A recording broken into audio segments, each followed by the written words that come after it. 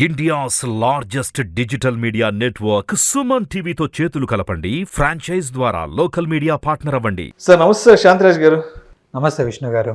శాంతిరాజ్ గారు, తర్వాత అంటే నేను రెగ్యులర్గా వీడియోస్ చేస్తుంటాను కాబట్టి ఇంకొక క్వశ్చన్ రెగ్యులర్గా ఫ్రీక్వెంట్గా అడుగుతుంటారు చాలామంది ఆడియన్స్. షార్ట్ టర్మ్ పార్కింగ్కి మ్యూచువల్ ఫండ్స్లో ట్యాక్స్ ఎఫిషియన్సీకి ఆప్షన్స్ ఎలాంటివి ఉన్నాయంటూ దీని గురించి ఎక్కువ అడుగుతుంటారు. విష్ణు గారు, మ్యూచువల్ ఫండ్స్లో మీకు షార్ట్ టర్మ్కి జనరల్గా మనం చూసినప్పుడు చాలా ఆప్షన్స్ ఉన్నాయి. జనరల్గా ఏంటంటే మ్యూచువల్ ఫండ్స్ అనేది షార్ట్ టర్మ్ నుంచి 1 డే నుంచి వెళ్ళి మనకి 20 years 30 years వరకు మనకి డిఫరెంట్ ఇన్వెస్ట్మెంట్ ఆప్షన్స్ అనేది మనకు ఉంటాయి. సో దాంట్లో మెయిన్గా ఏంటంటే షార్ట్ టర్మ్ మనం మాట్లాడుతున్నాం కాబట్టి షార్ట్ టర్మ్లో మీకు ఏంటంటే over night fund, liquid funds, ultra short అనేది మనం ఇంతకుముందు డిస్కస్ చేస్తున్నాం. అవన్నీ ఏంటంటే డెట్ ఓరియంటెడ్ ఇన్వెస్ట్మెంట్స్, అంటే డెట్ అంటే మనకి ఫిక్స్డ్ డిపాజిట్ లాగా మనకు ఆల్మోస్ట్ అలా కంపారిటివ్ రేట్స్ అనేది మనకి దాంట్లో వస్తూ ఉంటాయి.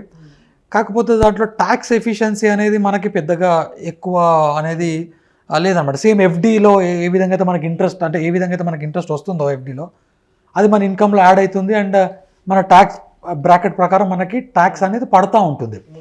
అదేవిధంగా లిక్విడ్ ఫండ్స్లో కూడా మనం 3 years లోపే ఉంటాం కాబట్టి దాంట్లో వచ్చే రిటర్న్స్ కూడా మన ఇన్కమ్లో యాడ్ అయిపోయి దానిపైన కూడా మనకి మన ట్యాక్స్ స్లాబ్ ప్రకారము ట్యాక్స్ పడుతూ ఉంటుంది. కానీ మీకు ఇప్పుడు నేను చెప్పబోయే ఒక ఇన్వెస్ట్మెంట్ అనేది మనకి మ్యూచువల్ ఫండ్స్లో ఉందన్నమాట, ఎప్పటి నుంచో ఉంది. దాన్ని ఏమంటారంటే ఆర్బిట్రాజ్ ఫండ్స్ అంటారు. ఎస్ నేను కూడా ఫ్రీక్వెంట్గా చాలా బిజినెస్ మ్యాగజైన్స్లో బుక్స్లో చదివాను. అంటే మామూలుగా రెగ్యులర్గా మనం ఇప్పుడు షార్ట్ టర్మ్ కోసం మీరు చెప్పినట్టు ఎక్కువ ఈ లిక్విడ్ ఫండ్స్లోకి వెళ్తుంటాం. బట్ ఈ ఆర్బిట్రేజ్ ఫండ్స్ ఏంటి అసలు, దీని గురించి ఎక్స్ప్లెయిన్ చేయాలి. నేను ఇప్పటిదాకా ఎవరితో డిస్కస్ చేయలేదు, జస్ట్ బిజినెస్ మ్యాగజైన్స్లో మాత్రమే చదివాను. అండ్ అంటే దీని గురించి క్లయింట్స్ ఎవరైనా మిమ్మల్ని అప్రోచ్ అవుతుంటారా? అంటే ఆర్బిట్రాజ్ ఫండ్స్ అనేది ఎప్పటి నుంచో ఉన్నాయండి, ఇది ఇప్పుడు కాదు, లాస్ట్ 10, 15, 20 years నుంచి ఉన్నాయి.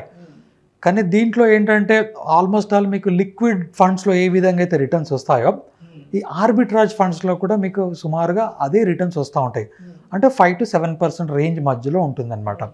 సో పర్టికులర్గా ఈ ఆర్బిట్రాజ్ ఫండ్స్ అనేది ఈక్విటీ ట్యాక్సేషన్లో వస్తుంది.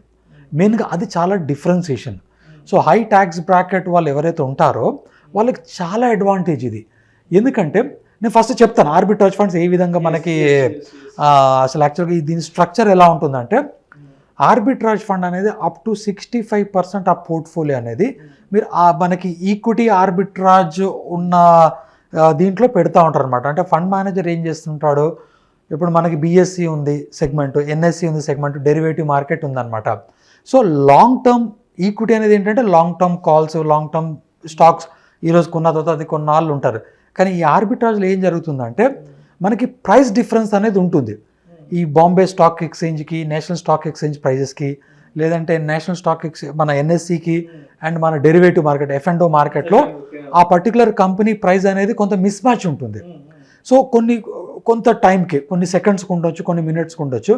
సో ఈ గ్యాప్ని రెడ్యూస్ చేయడానికి ఈ ఆర్బిట్రాజ్ ఫండ్స్ అనేది చాలా హెల్ప్ చేస్తుంది అనమాట. సో ఏంటి, ఫర్ ఎగ్జాంపుల్ ఒక సెగ్మెంట్లో ఒక ప్రైజు కొంత ఉంది అనుకోండి, ఒక 10 rupees ఉంది, ఇంకొక సెగ్మెంట్లో ప్రైస్ 10 రూపీ 25 పైసా ఉంది అనుకోండి. సో 25 పైసా ఎక్కువ ఉంది. సో అక్కడ ఆ 25 పైసా ఎక్కువ ఉన్న దాన్ని అమ్మేయడము, లేదంటే 10 rupees దాన్ని కొనేయడము, సో ఒకటే టైంలో చేస్తూ ఉంటారు అనమాట. దీనివల్ల ఏమవుతుంది, లాంగ్ టర్మ్ ఇన్వెస్ట్మెంట్ కాదు అది ఫండ్ మేనేజర్కి, కానీ వితిన్ ఆ టైంలో అయిపోతుంది కాబట్టి ఆ గ్యాప్ ఏదైతే ఆ ప్రైస్లో ఉందో అది లాక్ అయిపోతుంది అనమాట. సో ఇట్లా మనకేంటంటే ఈ మార్కెట్ వొలటిలిటీ ఉన్నప్పుడు కానివ్వండి, లేదంటే ఈ మార్కెట్ ఒక ఇన్ఎఫిషియన్సీ దాని బేస్ తోటి ఈ ఆర్బిట్రాజ్ అనేది మనకి ఆపర్చునిటీ అనేది మన మార్కెట్లో ఉంటుందన్నమాట. సో దాన్ని క్యాప్చర్ చేస్తాడు ఫండ్ మేనేజర్. ఆ విధంగా మనకి ఎప్పుడూ ఉంటుంది అది.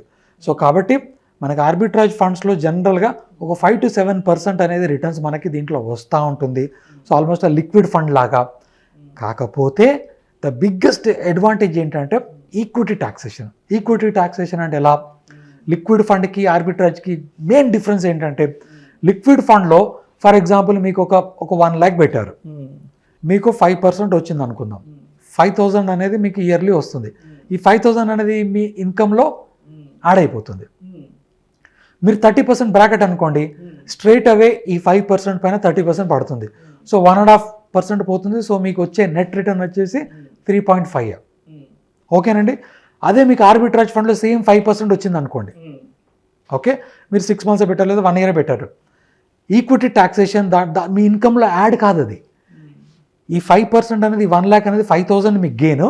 ఈ 5,000 పైన షార్ట్ టర్మ్ అంటే 1 year లోపల మీరు విత్డ్రా చేస్తే కానీ 15% పడుతుంది దీంట్లో. సో 15% అనేది మీకు 30% కన్నా తక్కువ కాబట్టి మీకు ట్యాక్స్ తక్కువ పడుతుంది.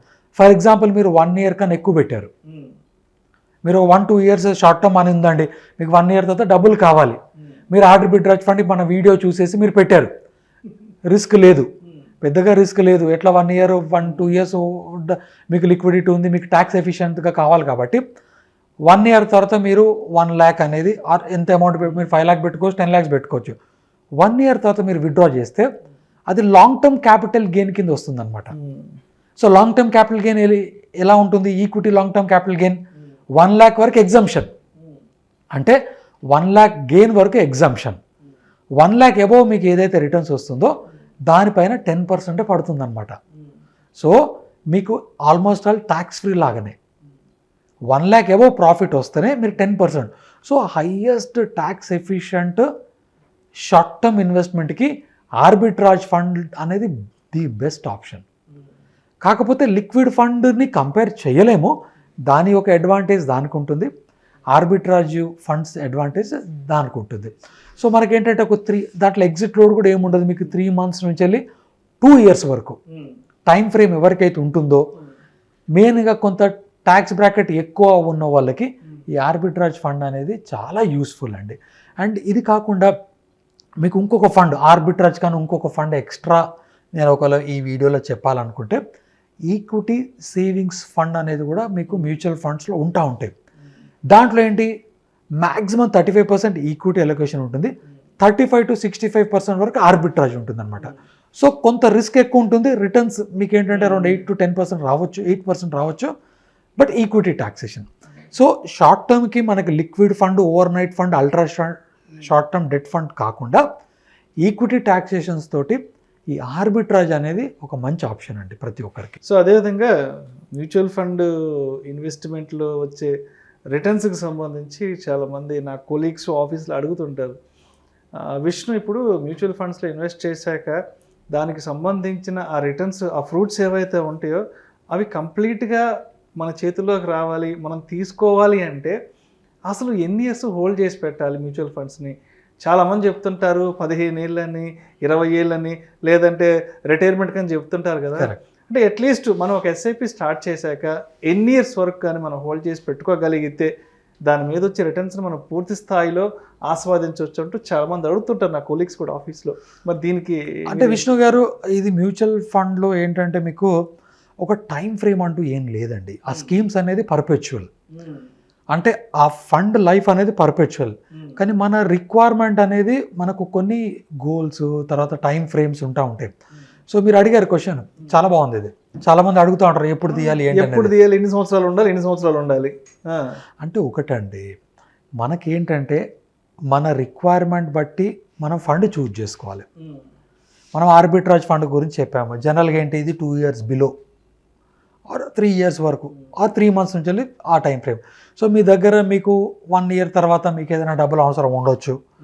సో కాబట్టి మీ అవసరాల గురించి మీరు పెట్టుకుంటున్నారు, దాన్ని మీరు వెళ్ళేసి అగ్రెసివ్ దాంట్లో పెట్టొద్దు. మీరేంటంటే ఈ ఆర్బిట్రాజ్ డెట్ ఫండ్స్లో పెట్టుకున్నప్పుడు మీరు ఆ గోల్ టైం వచ్చినప్పుడు విత్డ్రా చేసేసుకోండి. పిల్లలు ఉన్నారు, long term goal, medium term ఒక 3 years 5 years మీరు గోల్స్ ఉన్నాయి మీకు. సో హైబ్రిడ్ ఫండ్స్లో జనరల్గా మీరు పెడతా ఉంటారు. హైబ్రిడ్ ఫండ్స్ అంటే కొంత మోడరేట్ రిస్క్లో. సో 3 years 5 years అయితే రివ్యూ చేసేసి ఆ టైం మీ గోల్కి అప్రోచ్ అయ్యే ఒక కొన్ని టైం ఫ్రేమ్ కన్నా ముందు 3 months 6 months ముందు రివ్యూ చేసుకొని మీరు విత్డ్రా చేసుకోవచ్చు. లాంగ్ టర్మ్ గోల్స్ ఏంటంటే లాంగ్ టర్మ్కి మీరు పెట్టేస్తూ ఉంటారు. జనరల్గా ఏంటంటే రిటైర్మెంట్ గోల్స్ కానివ్వండి, లేదంటే ఇంకేదైనా మీరు బిజినెస్ ఫండింగ్ గురించి ఫ్యూచర్లో దానికి ఒక పెద్ద కార్పస్ కావాలి, దాని గురించి మీరు పెడతా ఉంటారు. కానీ మార్కెట్ పెరిగింది కదా తీసేద్దాము, మార్కెట్ తగ్గింది కదా మనం దాంట్లో మళ్ళీ ఎక్కువ పెడదాం అనే దానికన్నా మీ గోల్స్కి అనుకూలంగా మీ ఫండ్స్ చూజ్ చేసుకుంటే అప్పుడు మీరు విత్డ్రాల్ అనేది సరిగ్గా ప్లాన్ చేసుకోవచ్చండి. సో మార్కెట్ టైమింగ్ తర్వాత అప్ ఆర్ డౌన్ అనేది మనం చేయలేమండి. కాబట్టి మీ గోల్స్కి అనుకూలంగా మీరు విత్డ్రాల్స్ అదేవిధంగా మీ స్కీమ్స్ కూడా అదేవిధంగా ఆబ్జెక్టివ్ ప్రకారం సెలెక్ట్ చేసుకుంటే మీకు బాగుంటుంది విష్ణు గారు. Thank you so much. Thank you Vishnu. Shantiraj. Thank you Vishnu గారు.